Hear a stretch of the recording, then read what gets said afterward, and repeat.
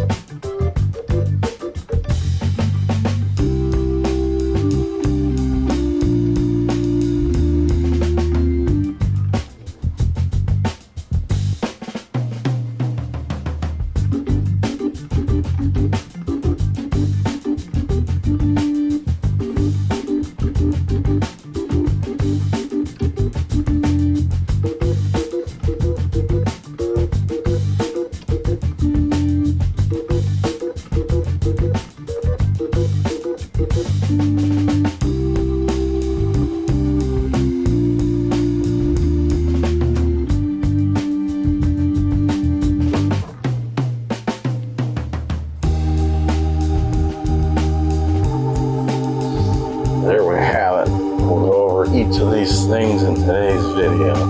Should be fun. Alright, so we're now into the finishing stages. I didn't want to wait much longer. I tend to store these batches under refrigeration. You can see the color. It's a pretty nice color it has. It's almost finished. I got some more to add to it. But I typically do this outside and then I'll filter it inside. This was a cool discovery. One of these mushroom bucket lids snapped right on this KitchenAid mixing bowl. I mean, I needed something to cover it with, and I haven't had a lid sitting there. I thought, let me try it. It worked. Pretty cool discovery. We'll unsnap this. Yeah, get this. This doesn't have a handle on it, so be careful with it.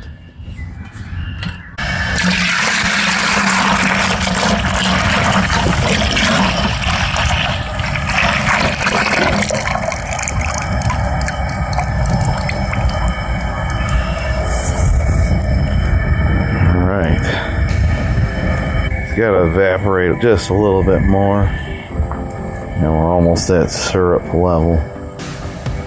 But I'll show you how that looks when we get closer. So this is my second turkey deep fryer. Several years now. This actually is a little windy out today, but this pot is the original one that came with a deep fryer. And it's cool because it has a spigot on it, which comes in handy with something like this. They're inexpensive. So I used to have fancier equipment back when I did larger amounts, but I kind of just parted ways with some of the stuff. But, this is efficient, it works, and it doesn't take up a whole lot of space. So, definitely got my money's worth out of that pot, I'd say. Don't have a whole lot in this operation. You know, I maybe put $4 grand into this through the years. You know, how many years has it been? 20 something years now. So pretty minimal considering. Now it's thinking it's time to boil.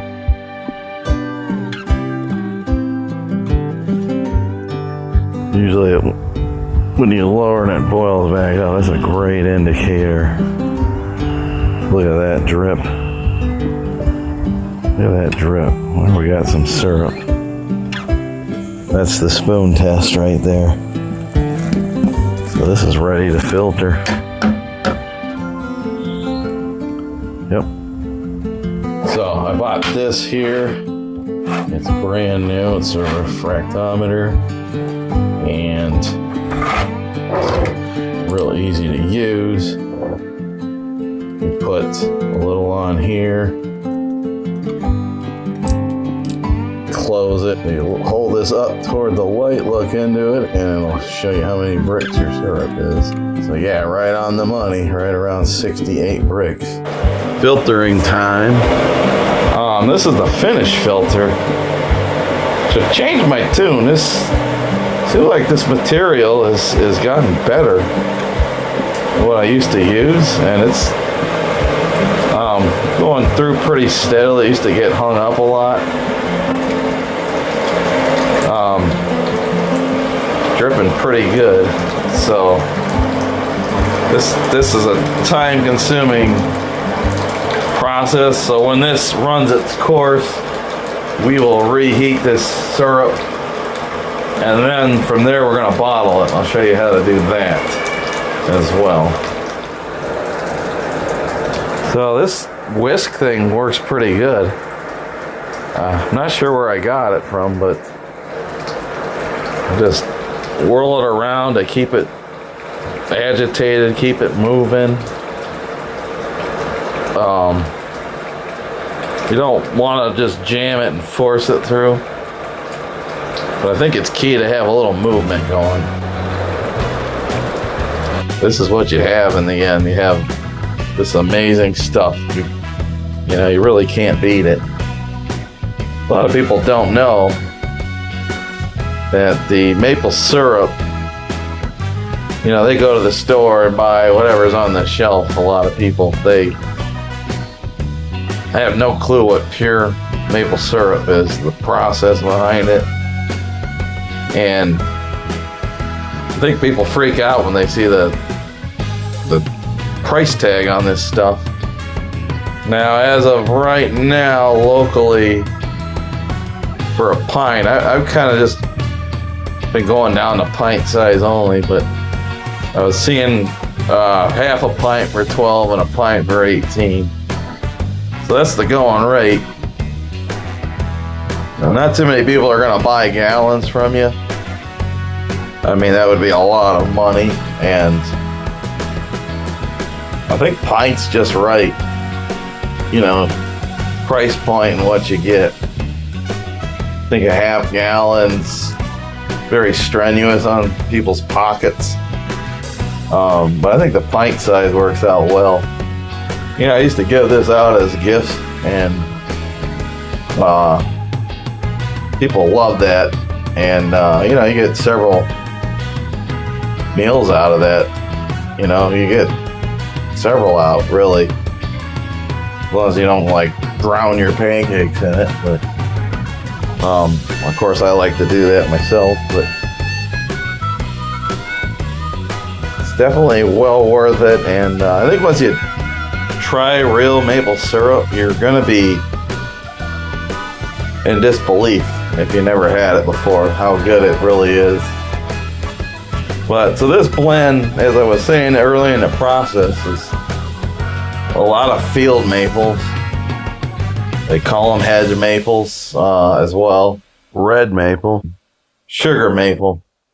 But those are the only three species I tapped, and people really like this blend I make. I used to do primarily sugar maple only, and you know, it does yield a better amount of syrup. But, you know, a lot of it's your soil, your conditions, your process.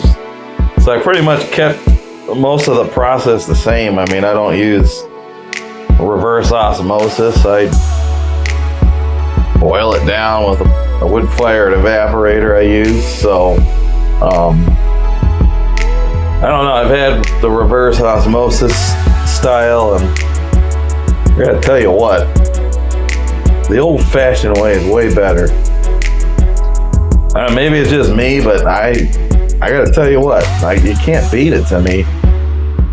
There's definitely a difference in the flavor.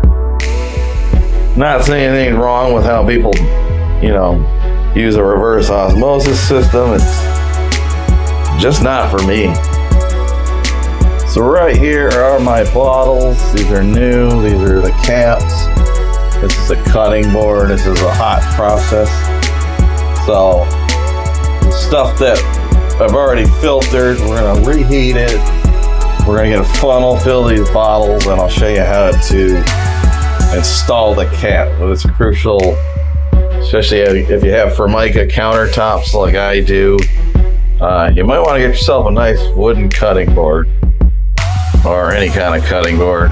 So here's what we've got. The bucket was swapped out with a mixing bowl. I'll refrigerate that and consume it. But it's middle of the road. It's not light, it's not dark. Light would be early in the season. Later in the season, you get a darker color syrup. So that's about medium, I'd say. This is maybe the lightest one I've ever done. This was done a few years ago. Actually, maybe a lot longer than that, now that I think about it. I know for a fact it was all sugar maple.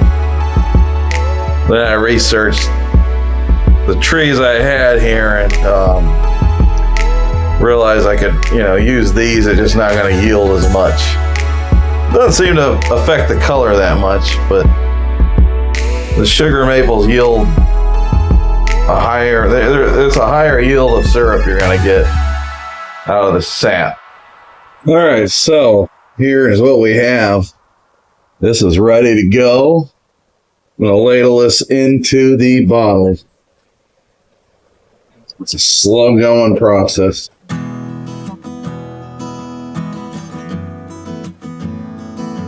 This stuff is really, really hot, so you gotta be careful you don't burn yourself.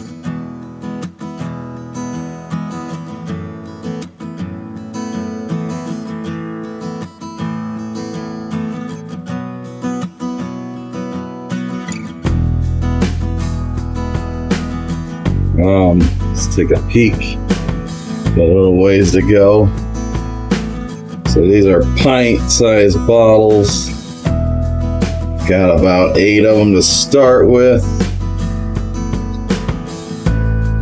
And I like to keep eyeballing it, maybe one more scoop.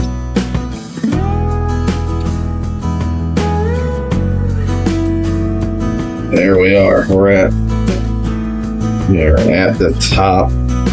You wipe this.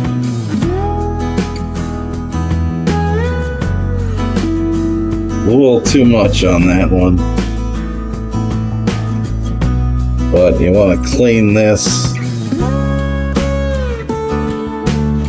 There we go. That's a good level. So, this is one of the caps. Make sure your caps are nice. Kind of like the milk jug cap. So you screw it on clockwise. Turn all the way over as far as it can go. And you're going to flip this upside down. And give it a few hours. I typically give it a few hours. And it'll seal. I've only ever had one bust loose and make a mess. So I think your first few minutes when you're When you got them all upside down, I would monitor your first few minutes just to make sure that doesn't happen. So that's how we bottle around here.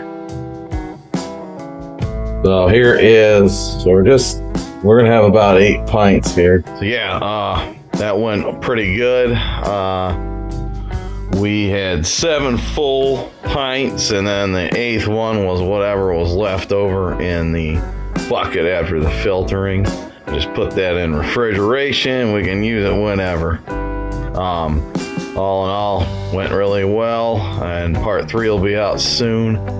Thank you so much for watching. Take care, everybody.